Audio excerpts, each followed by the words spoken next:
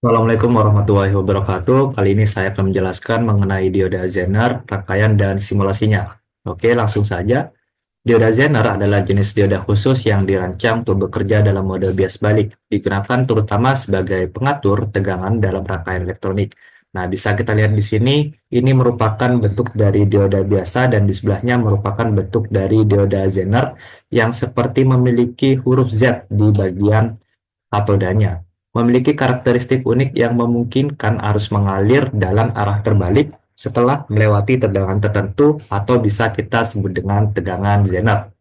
Nah, prinsip kerja dioda Zener dalam kondisi bias maju atau forward bias, dioda Zener berfungsi seperti dioda biasa pada umumnya. Sedangkan dalam kondisi bias balik, arus tidak mengalir hingga tegangan mencapai tegangan Zener atau VZ atau reverse bias. Setelah mencapai VZ, dioda tetap mempertahankan tegangan yang stabil meskipun arus meningkat.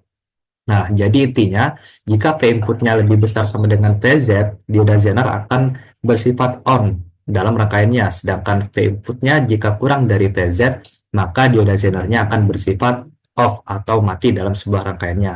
Nanti kita akan jelaskan lebih lanjut pada simulasi. Nah, karakteristik dioda Zener. Ada yang namanya tegangan Zener atau VZ, arus Zener atau IZ, resistansi Zener atau RZ, daya maksimum atau PZ. PZ ini merupakan tegangan balik minimum agar dioda mulai bekerja, sedangkan IZ arus yang mengalir dalam kondisi bias balik. Kemudian resistansi kecil yang mempengaruhi kestabilan tegangan itu RZ, batas daya yang dapat ditangani sebelum rusak yaitu PZ. Nah, rumus PZ itu sama seperti sebelumnya, P sama dengan V dikali I. Kemudian untuk mencari sebuah hambatan atau resistansi dalam sebuah rangkaian dioda Zener, kita dapat mengurangkan V input dikurangi VZ atau tegangan Zenernya kemudian dibagi dengan arus Zener atau IZ. Atau apabila kita ingin mencari IZ, maka kita mengurangi V input, tegangan inputnya dengan tegangan Zener atau VZ, kemudian dibagi dengan resistansi atau hambatannya. Nah, ini adalah salah satu contoh perhitungannya. Namun sebelum itu, mari kita ke simulasi. Pertama, kita harus memahami dioda. Nah, dioda pada umumnya jika tidak ada dalam suatu rangkaian, maka bentuk gelombangnya akan gelombang penuh atau sinusoidal. Namun, apabila ada dioda di sini, kita akan menemukan bentuk gelombangnya setengah gelombang gitu ya, setengah gelombang. Begitupun sebaliknya, jika diodanya dipasang terbalik juga akan ikut terbalik bentuk dari gelombangnya setengah gelombang. Begitu ya, untuk prinsip dioda secara reguler atau secara umum. Mari kita lanjut ke dioda Zener. Nah, dioda Zener ini memiliki sedikit keunikan di bagian fungsi regulator tegangannya. Coba kita lihat di rangkaian C ini.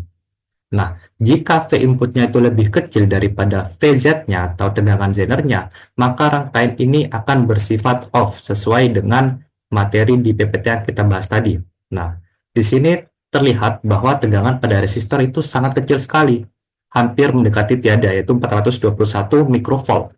Sedangkan di dioda itu mempertahankan 5 volt, karena di dioda itu 12 volt, yang mengambil nilai tegangan dari V inputnya. Namun berbeda dengan rangkaian D di sini, jika kita lihat resistornya itu ternyata 7 volt tegangannya, sedangkan diodanya itu tetap sama mempertahankan 5 volt dan V inputnya ternyata lebih besar daripada VZ-nya atau tegangan Zenernya. Maka kondisi rangkaian D ini merupakan rangkaian yang menyala gitu ya. Kemudian selanjutnya ada rangkaian satu, di sini kita dapat menemukan arus Zenernya. Nah, pertama kita lihat ternyata di sini V-in-nya atau V inputnya itu 14 volt, sedangkan VZ-nya itu 3 volt. Nah, berdasarkan rumus yang tadi, untuk mencari arus Zener, maka kita mengurangi V inputnya yaitu 14 volt dikurangi dengan 3 volt. Maka V input dikurangi VZ dibagi dengan resistansi. Resistansi di sini adalah nilai hambatan resistor yaitu 1 kilo ohm atau 1000 ohm. Maka 14 dikurangi 3 kemudian dibagi dengan 1000. Nah, hasilnya itu 0,011 ampere atau apabila kita sederhanakan menjadi 11 miliampere. Coba kita lihat pada multimeter berikut ya. Nah, di sini ternyata tegangan pada resistornya 11 volt dan tegangan pada dioda Zenernya itu 2,9 volt atau 3 volt lah ya. Maka jika kita menambahkan 11 ditambah 3, yaitu sama dengan V inputnya 14 volt. Nah, sedangkan untuk arusnya ternyata sesuai dengan perhitungan yang kita lakukan tadi, yaitu 11 miliampere. Begitu. Kemudian selanjutnya mengenai dioda Zener bentuk gelombangnya.